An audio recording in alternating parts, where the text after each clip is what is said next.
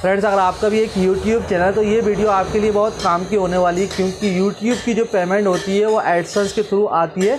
तो इस बार क्या हुआ कि मेरी 11 महीने बाद एडसेंस में पेमेंट फंस गई। तो किस तरह से मैंने फंसी हुई पेमेंट को आसानी से रिसीव किया है, इस वीडियो में मैं आपको यही बताने वाला हूँ, ताकि अगर आपके साथ इस तरह की प्रॉब्लम आए तो आपको ज़्यादा दिक्कत ना हो। हेलो फ्रेंड, कैसे आप लोग? मैं हूँ आपका दोस्त महराज और आप देख रहे हैं आपका अपना यूट्यूब चैनल महराज इंजीनियर। फ्रेंड, जैसे कि आपको पता है कि यूट्यूब की जो पेमेंट होती है वो अगले महीने की 10 तारीख को एडसेंस में ऐड हो जाती है और 21 तारीख को एडसेंस वो हमारे बैंक अकाउंट में रिलीज कर देता है। गूगल एडसेंस की तरफ से पेमेंट का जो हमें ईमेल मिलता है उसके अंदर साफ साफ लिखा होता है कि इस ईमेल के यानी 21 तारीख से 5 वर्किंग डेज के अंदर अंदर आपको पेमेंट मिल जाएगी। यानी 5 वर्किंग डेज का मतलब ये होता है कि हमें 21 तारीख को पेमेंट आई और उसके बाद अगर सैटरडे संडे आ जाता है तो उसको काट के जो वर्किंग डेज जिस दिन बैंक खुलती है, बैंक में काम होता है, वो वर्किंग डेज उसको कहा जाता है। तो 5 वर्किंग डेज यानी कि 21 तारीख के बाद 26 तारीख तक, किसी की 22 को भी आ जाए, 23, 24, 25, 26, मैक्सिमम केस में ये होता है कि 27 तारीख को पेमेंट आ ही जाती है हर हाल में। तो इस बार मेरे साथ क्या हुआ कि मेरी पेमेंट जो है वो फंस गई।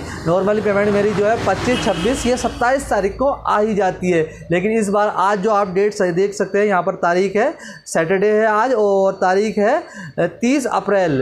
तो 30 अप्रैल को मेरी पेमेंट अभी तक बैंक अकाउंट में नहीं आई। यहाँ पर आप मेरी बैंक अकाउंट की जो है स्टेटमेंट देख सकते हैं। मैंने आज ही इसको अपडेट करा है, तो यहाँ पर आप बैलेंस देख सकते हैं। कोई भी बैलेंस इतना नहीं है, इस अकाउंट में मैं बैलेंस नहीं रखता हूँ, तो इसमें कोई भी बैलेंस नहीं है, कोई भी पेमेंट नहीं आई है अप्रैल महीने में मेरी। तो फिर मैंने क्या किया कि मैं आज लगभग 10:15 बजे के आसपास बैंक में गया और उसके बाद मैंने बैंक में जो है जो कैशियर वगैरह होते पहले उनसे ही कांटेक्ट किया। तो उनसे मैंने कहा सर मेरी पेमेंट बाहर कंट्री से आती है, तो पेमेंट मेरी हर बार आती है, इस बार नहीं आई है। तो उन्होंने मुझसे कहा कि आपने KYC अपडेट कराया या नहीं कराया। तो मैंने कहा सर इसको चेक कर लीजिए। मैंने उनको पासबुक दी तो उन्होंने मुझसे कहा कि इसमें KYC की कोई दिक्कत नहीं है, यहाँ से कोई भी दिक्कत नहीं है, पेमेंट हमारे पास नहीं आई है, आप थोड़ा सा वेट कर लीजिए, 3-4 तारीख तक आपका पैसा आ जाएगा। तो मतलब उन्होंने जो है काम चलाऊ वाला मुझे रिस्पांस दे दिया। उसके बाद मैं वैसे मुझे पता ही था कि बैंक मैनेजर से मुझे कांटेक्ट करना है, फिर मैंने सोचा कोई छोटा मोटा इशू ना हो, इसलिए मैंने जो है बाहर ही कांटेक्ट किया, कैशियर वगैरह जो लेन देन करते हैं। तो उन्होंने कहा कि आज में कोई दिक्कत नहीं है, आपका अकाउंट ओके है, यहाँ हमारे पास पेमेंट नहीं आई है। उसके बाद मैं जो है ब्रांच मैनेजर के पास गया। फ्रेंड्स, यहाँ पर मैं आपको एक बात बता दूँ कि जब हम ब्रांच मैनेजर से बात करेंगे तो थोड़ा कॉन्फिडेंस के साथ बात करेंगे कि हमें बिल्कुल पक्का पता है कि आपको ये करना है, क्या करना है मैं आपको बताने वाला हूँ, लेकिन थोड़ा कॉन्फिडेंस के साथ बात करेंगे जिससे कि लगेगा कि हाँ जो आप सामने वाला बंदा है वो सही से कह रहा है। तो मेरे साथ भी कुछ ऐसे ही हुआ। पहले मैंने बाहर दिखाया तो वहाँ से कोई रिस्पांस नहीं मिला। उसके बाद मैं ब्रांच मैनेजर के रूम में गया, वहाँ से मैंने अंदर घुसा और हल्का सा गुड मॉर्निंग की और उसके बाद मैं साइड में बैठ गया, वो थोड़ा सा बिजी थे। उसके बाद जैसे ही वो फ्री हुआ तो उन्होंने मुझसे पूछा क्या काम है। उसके बाद मैं अगले वाली चेयर पर गया और वहाँ पर मैंने उनको बताया कि सर, मैंने साफ साफ बताया, वहाँ पर आपको बिल्कुल साफ साफ बता देना है। तो मैंने ब्रांच मैनेजर को साफ साफ बताया कि सर मेरा विदेश से पैसा आता है। तो उन्होंने पूछा कहाँ से आता है, मैंने कहा अमेरिका से आता है, लेकिन इसका जो डिपार्टमेंट है, पेमेंट डिपार्टमेंट,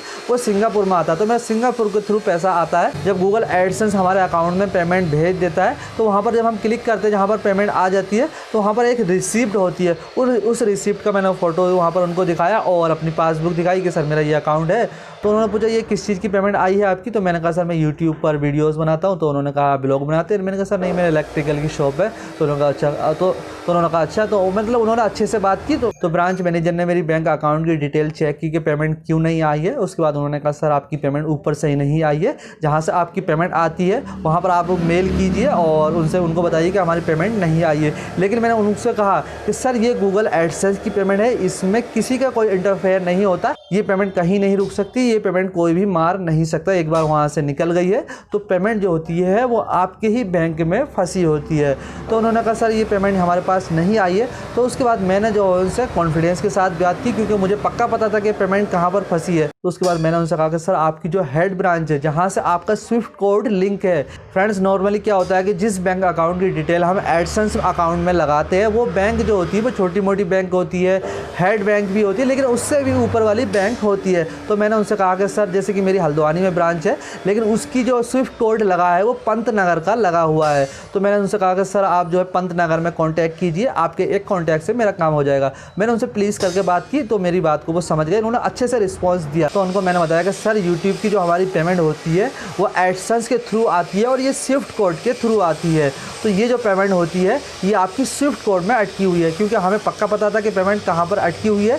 तो उसके बाद उन्होंने मेरी पासबुक की फ़ोटो खींची और उसके बाद वहाँ पर उन्होंने पंतनगर भेज दिया और मेरे सामने ही कॉल किया, हैंड फ्री करके बात की, मैं भी सुन रहा था। तो ब्रांच मैनेजर ने अपने हेड को बताया कि सर मैंने पासबुक की एक फ़ोटो कॉपी भेज दी है और इनका एक रेमिटेंस आया है। जो फॉरेन कंट्री से पेमेंट आती है उसको रेमिटेंस बोलते हैं। उन्होंने कहा सर एक रेमिटेंस आया है, मैंने पासबुक की फ़ोटो आपको भेज दी है, इसको चेक कर लीजिए।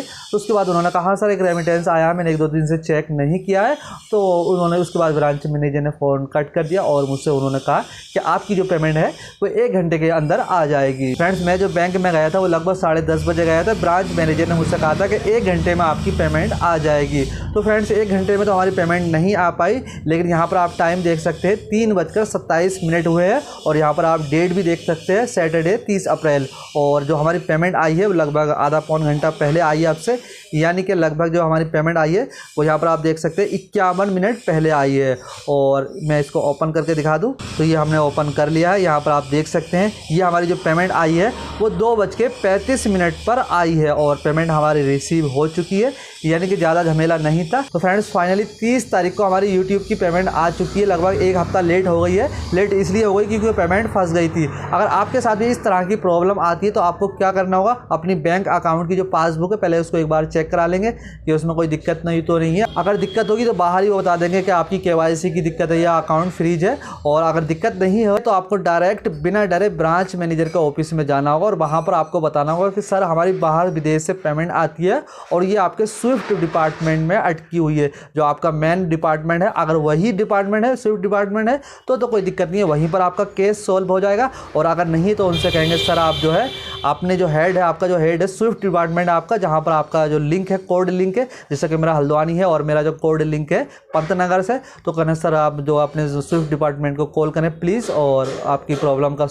जो सॉल्यूशन है वो तभी हो पाएगा जब वो कॉल करेंगे, उससे पहले आपका सॉल्यूशन नहीं हो पाएगा, क्योंकि ये जो पेमेंट अटकती है वो स्विफ्ट डिपार्टमेंट में अटकती है। तो फ्रेंड्स अगर आपकी पेमेंट भी एडसेंस अकाउंट में फंसती है तो आपके सामने भी सेम वही सिचुएशन आने वाली है जो मेरे साथ आई थी। सिचुएशन क्या थी कि जैसे हम ब्रांच में जाकर चेक कराते हैं कि हमारी ये प्रॉब्लम है, तो बाहर हम चेक कराते हैं तो वो कहते हैं कि थोड़ा सा वेट कीजिए। और अगर ब्रांच मैनेजर से अगर चेक कराते हैं तो पहले जो रिस्पॉन्स में वो बताते हैं, पहले रिस्पॉन्स में वो भी ब्रांच मैनेजर भी यही कहते हैं कि यहाँ पर कोई दिक्कत नहीं है, आप थोड़ा वेट कीजिए। लेकिन आपको डरना नहीं है, आपको कॉन्फिडेंस के साथ बताना है कि हमारी प्रॉब्लम ये है। जब आप उनको अच्छे से एक्सप्लेन कर पाएंगे, बता पाएंगे, तभी आपकी प्रॉब्लम सॉर्ट आउट हो पाएगी। तो मेरे साथ ब्रांच मैनेजर ने अच्छे से बर्ताव किया और उन्होंने मेरी प्रॉब्लम को अच्छे से समझा और मेरी प्रॉब्लम को सॉर्ट आउट करा दिया। मेरी पेमेंट आराम से आ गई, कोई दिक्कत नहीं है। और फ्रेंड्स यहाँ पर आपको एक चीज़ और बता दूँ कि अगर आपके सामने इस तरह की प्रॉब्लम आए तो आपको डरना बिल्कुल भी नहीं है। थोड़ी सी घबराहट तो होती है कि हमारी पेमेंट कहाँ रह गई, क्या दिक्कत हो गई, लेकिन आपको डरना बिल्कुल भी नहीं है, क्योंकि ये गूगल की पेमेंट है। गूगल की पेमेंट कोई भी मार नहीं सकता। अगर आपकी पेमेंट आपके बैंक अकाउंट में नहीं आती है तो अगले महीने वो पेमेंट रिवर्स हो जाएगी और अगले महीने की पेमेंट में आप जुड़ करके आ जाएगी। ऐसा नहीं कि कोई पेमेंट ये आपकी खा करके बैठ जाए। अगर बैंक में नहीं आती है तो ये वापस चली जाएगी, अगले महीने दोबारा से आपकी जो है एडसेंस में जुड़ जाएगी, लेकिन पेमेंट आपकी 100% मिल जाएगी। डरना, थोड़ा सा डर तो लगता है, थोड़ी धकड़ पकड़ तो होती है, क्या हो गया, क्या दिक्कत है, पेमेंट क्यों नहीं आई, लेकिन आपको डरना बिल्कुल भी नहीं है, पेमेंट आपकी आ जाएगी। तो फ्रेंड्स अगर आपको वीडियो पसंद आए तो वीडियो को लाइक और चैनल को सब्सक्राइब जरूर करें ताकि आपको और भी इन्फॉर्मेटिव वीडियो देखने को मिलती रहे।